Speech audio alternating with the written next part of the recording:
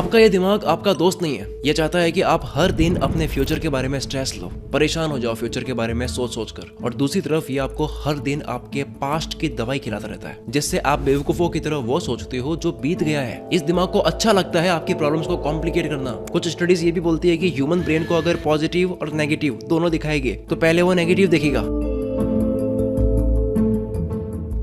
मैं अब एक कड़वा फैक्ट बताऊं, अगर आज आपका ब्रेन ठीक ऐसी ही लूजर्स वाली हरकतें कर रहा है जैसे मैंने बताया है, तो इसके जिम्मेदार आप खुद हो। जब हम नुकीली पेंसिल से बिना रुके लगातार लिखते हैं तो एक टाइम के बाद में उस पेंसिल से लिखावट अच्छी नहीं होती है। ठीक यही चीज हमारे ब्रेन के साथ हो रही है। बिना रुके लगातार उसको यूज कर रहे हैं, हर सेकंड कोई ना कोई दिमाग में चल रहा है। मेहनती, आलसी, गरीबी, अमीरी, ये वो ऐसे थॉट्स चलते रहते हैं। कॉन्स्टेंट वर्किंग की वजह से ही आपका ब्रेन बेकार होता जा रहा है। Your brain needs a break.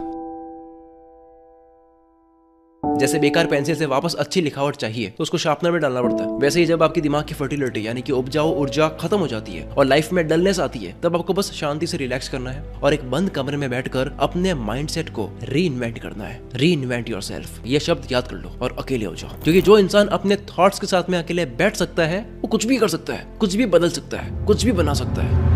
Newton को भी ग्रेविटी का आइडिया तब आया था जब वो पेड़ के नीचे अकेले बैठे थे। और इस दुनिया में खोज तब होती है जब इंसान एकांत में जाकर अपनी मर्जी से कुछ सोचना शुरू करता है। वही जन्म होता है डीप फोकस का।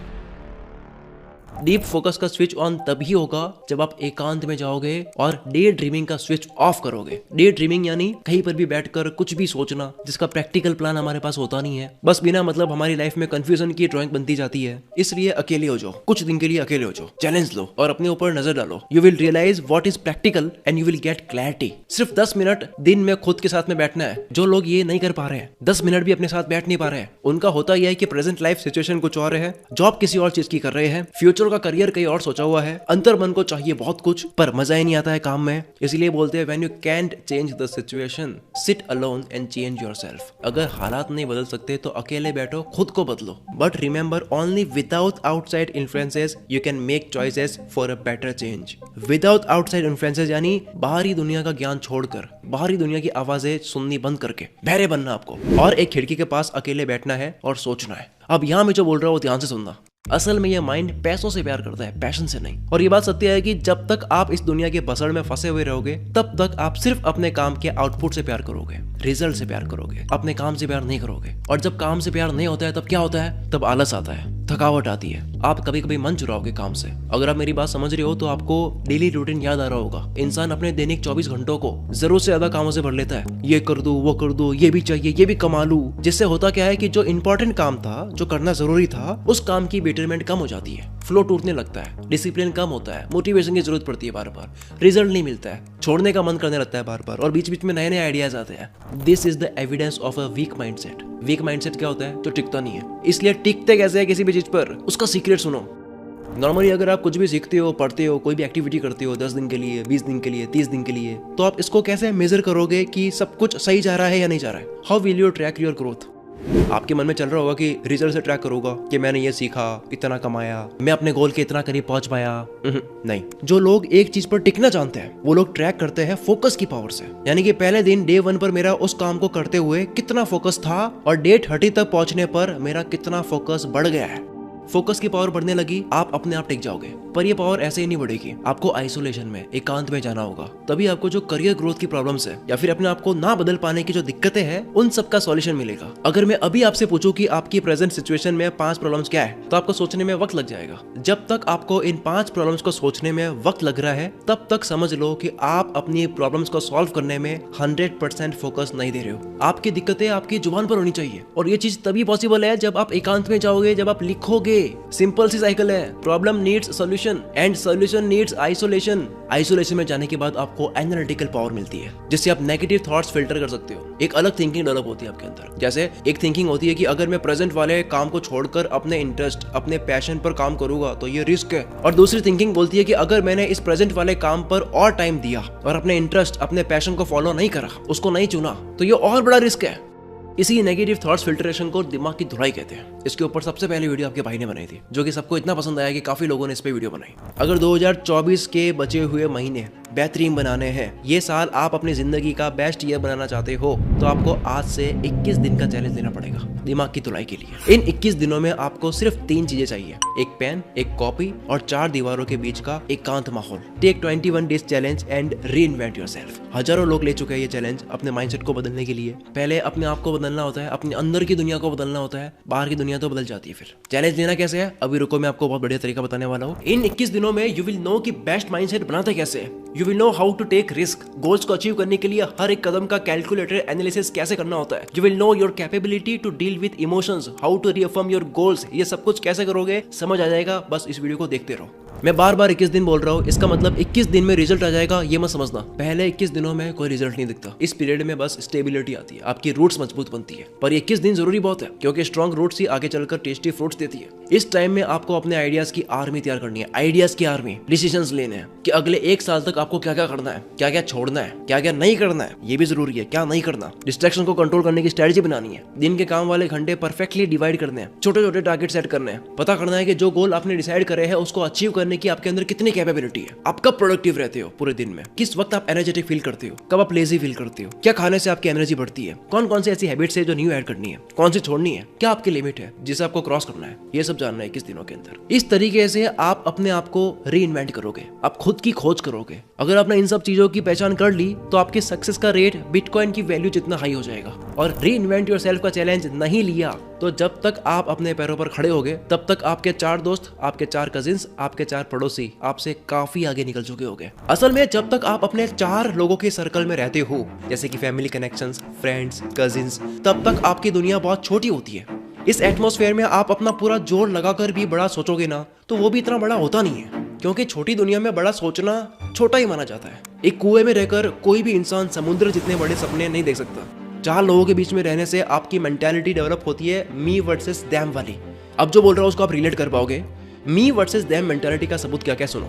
अगर मुझे अपने करियर में कुछ अच्छा अचीवमेंट मिला है तो मैं सोचूंगा कि यार इन 4 लोगों को पता तो चलना चाहिए कि मैंने कुछ किया है। अगर आप किसी ऐसे सर्कल में हो जिसमें सब एक अच्छे लेवल पर है तो आप सोचते हो कि यार इसका तो सेट है, इसका सेट है, इसका सेट है, सिर्फ मैं ही कुछ कर नहीं पा रहा हूँ। अगर आपके फैमिली कनेक्शंस में किसी ने कुछ बड़ा उखाड़ लिया है, कुछ अचीव कर लिया, तो आपको खुशी के साथ में एक अजीब सी फीलिंग भी आती है कि यार इस बंदे की तरह लोग एक दिन मेरे ऊपर भी प्राउड फील करेंगे। अगर आपको कोई दोस्त है जो महीने का 2 लाख कमा रहा है तो आपका टारगेट क्या होता है कि मुझे भी मंथली इनकम 2 लाख करनी है। इसी मेंटालिटी से बाहर आना है। और ये कब होगा? ये तब होगा जब आप छोटी दुनिया से अपने कनेक्शंस कट कर दोगे और आइसोलेशन में जाकर आई वर्सेस आई मेंटालिटी डेवलप करना स्टार्ट करोगे। तब असली री इन्वेंशन गेम स्टार्ट होगा। तब दिमाग में एकदम अकेलापन होगा, तब आपको अपने अंदर की आवाज सुनाई देगी और दिल की चिंगारी दिखाई देगी। तब मेहनत करने का गुरूर होगा, तब आपके पैरों में आपका आत्मविश्वास खड़ा होगा, तब आपको अपने ड्रीम्स का साफ रास्ता दिखाई देगा। अब यहाँ तक आपको समझ आ गया होगा कि being alone is a healthy thing to do, यानी अकेलेपन की आदत डालनी है और खुद की खोज करनी है। अब मैं आपको बताने वाला हूँ हाउ विल यू री इन्वेंट योरसेल्फ। एक बात अब ध्यान से सुनना। नंबर 1, आपके जो भी गोल्स है उन पर आपको स्मार्ट स्ट्रेटजी लगानी है। स्मार्ट क्या है? SMART। एस यानी स्पेसिफिक, यानी निशाना एक ही जगह होना चाहिए कि मुझे बस यही पाना है और यही बनना है, खत्म। इससे आगे मुझे दूसरा कुछ नहीं सोचना। M यानी मेजरेबल। अब उस एक गोल के बीच छोटे छोटे स्टेप्स बनाने हैं आपको। जैसे अगर फोटोग्राफर बनना है तो उसको 5 स्टेप्स में डिवाइड कर दो। And firstly focus on step 1 only, then step 2, then step 3। एक टाइम पे एक स्टेप पे फोकस करना है। पहला स्टेप अचीव हुआ तो ही दूसरे स्टेप के बारे में सोचना है, काम करना है। A यानी अचीवेबल। आस्क योरसेल्फ कि क्या मेरे अंदर इतनी कैपेसिटी और कैपेबिलिटी है कि मैं अपने गोल तक पहुंच जाऊंगा, और अगर नहीं है तो कितनी सारी चीजें हैं जिन पर मुझे काम करने की जरूरत है। नोट डाउन करो and start working on it. R यानी रेलेवेंट। आपका गोल आपकी लाइफ से कितना रेलेवेंट है ये पता करो। 20-21 साल की उम्र में आप सोच रहे हो कि मैं क्रिकेटर बन जाऊं, तो उसका कोई मतलब नहीं है। जरूरी नहीं है कि आप खुद को अच्छा समझ रहे हो तो आप उसमें अच्छे हो भी। पहले तो सच बोलो अपने आप से।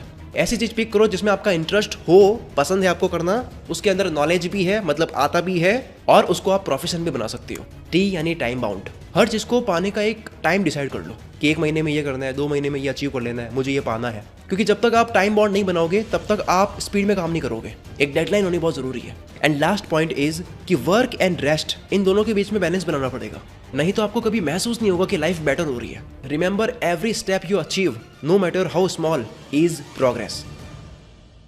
अब बात करते हैं नंबर 2 की।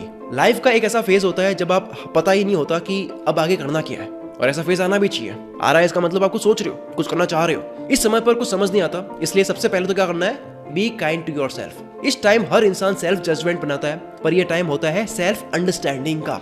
खुद को जज नहीं करना है, खुद को समझना है। आपको अपने आप से ये 10 सवाल करने हैं, समझ जाओगे गेम पूरी। दिमाग से सारी टेंशन साफ हो जाएगी। क्वेश्चन है, कौन सी एक्टिविटीज मुझे जिंदा रखती है, मेरे बचपन के सपने क्या थे, ऐसी क्या चीज है जिसमें आपको कोई हरा ही नहीं सकता, आप क्या चाहते हो कि लोग आपको क्यों याद रखेंगे, कौन से स्किल में सबसे ज्यादा मजा आता है, लाइफ के ऐसे कौन से इश्यूज है जिनको अभी सॉल्व करना जरूरी है, आपको कौन इंस्पायर करता है और क्यों करता है, आप अपना पूरा दिन कैसे जीना चाहते हो, कितने घंटे काम, कितने घंटे आराम, कितने घंटे मजे, आइडियल डे कैसे होगा आपका, आज से 5 साल बाद आप अपने आप को कहाँ देखते हो, और सबसे आखिर में आज से, अभी से कौन सा स्टेप आप ले सकते हो अपने ड्रीम्स को पाने के लिए। ये 2 बातें समझ आ गई। अब बात करते हैं नंबर 3।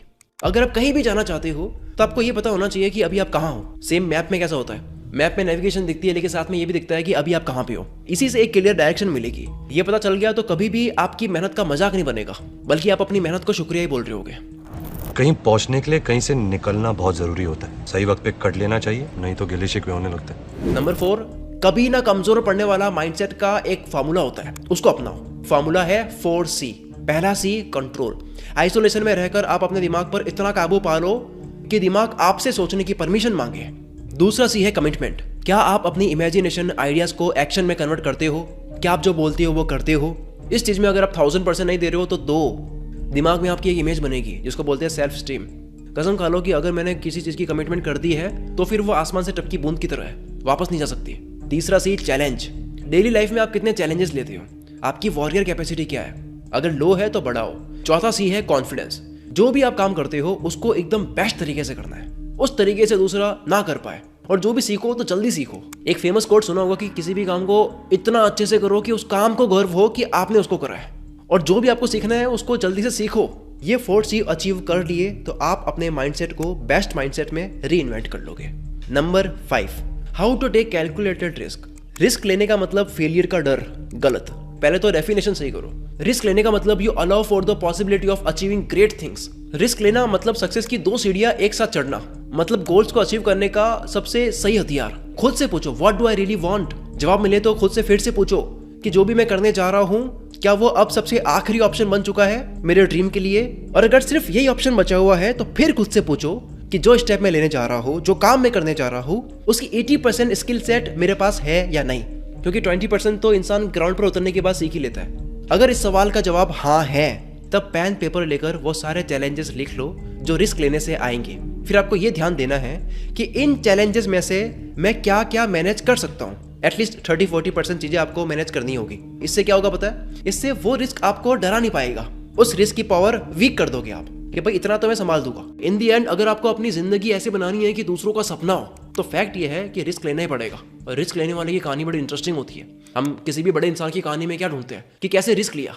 क्योंकि जाने या अनजाने में जो इंसान बड़ा बना है उसने चैलेंज लिया है अपने आप को बदलने का, चाहे वो 21 दिन हो, 90 दिन हो, जो भी है, उसने चैलेंज लिया है अपने आप को खपाने का। अगर आप तैयार हो चुके हो रिस्क लेने के लिए और 21 दिन का चैलेंज लेना है, अगर अपनी लिमिट क्रॉस करनी है, अगर ओवर थिंकिंग और कंफ्यूजन में रहते हो और कोई लाइफ का पर्पस आपको समझ नहीं आ रहा है, अगर पूरा दिन ऐसा ही खत्म हो जाता है, कोई डायरेक्शन आपको समझ नहीं आ रही है, अगर यूट्यूब, इंस्टाग्राम, सोशल मीडिया पर आप दूसरों की सक्सेस को देखते हो और सोचते हो कि मेरा क्यों नहीं हो पा रहा है, तो आपको अपनी जिंदगी को री इन्वेंट करना होगा। और अपनी जिंदगी को री इन्वेंट करने से पहले अपनी सोच को रीइन्वेंट करना होगा, और अपनी सोच को रीइन्वेंट करने के लिए आपको इस ई बुक की जरूरत है जिसका नाम है रीइन्वेंट योरसेल्फ। इस ई बुक के बाद आपकी जिंदगी की डायरेक्शन क्लियर हो जाएगी, आपका फोकस, आपका कंसंट्रेशन काफी बढ़ चुका होगा, बहुत कम टाइम में बहुत कुछ करने वाले बन जाओगे। 21 दिन का चैलेंज में हर एक दिन का स्टेप इस ई बुक में है। और बहुतों के साथ में ये होता है कि मोटिवेशन का हम करें क्या जब लाइफ में करना क्या है यही नहीं पता। आपको अपनी लाइफ में क्या करना है इसका जवाब आपके खुद के पास है, लेकिन ये जवाब आपको मिलेगा जब आप अपने आप से ये 100 सवाल करोगे, और वो 100 सवाल अपने आप से क्या करने हैं इस ई बुक के अंदर है। री इन्वेंट योरसेल्फ ई बुक हिंदी में है, पीडीएफ फॉर्मेट में है, जिसको आप डाउनलोड कर सकते हो अपने फोन में। अब क्योंकि ये पहली बार लॉन्च हो रही है तो इसकी प्राइस इतनी कम है कि हर इंसान इसको इजीली अफोर्ड कर सकता है। पे करते ही डाउनलोड बटन आपके सामने शो हो जाएगा, और वैसे आपको ये ई बुक ईमेल पर भी मिल जाती है, तो आपको ईमेल से ही एंटर करनी है। और अगर कोई भी दिक्कत हो, वैसे होती नहीं है, तो आपको मेरी कस्टमर सपोर्ट टीम से बात करना है जिसका ईमेल एड्रेस आपको स्क्रीन पर दिख रहा है। मिलते हैं हम अगली वीडियो में। Wish you all the very best. मैं शकील कुल मित्रा से आपके सपनों को सपोर्ट करता हूँ।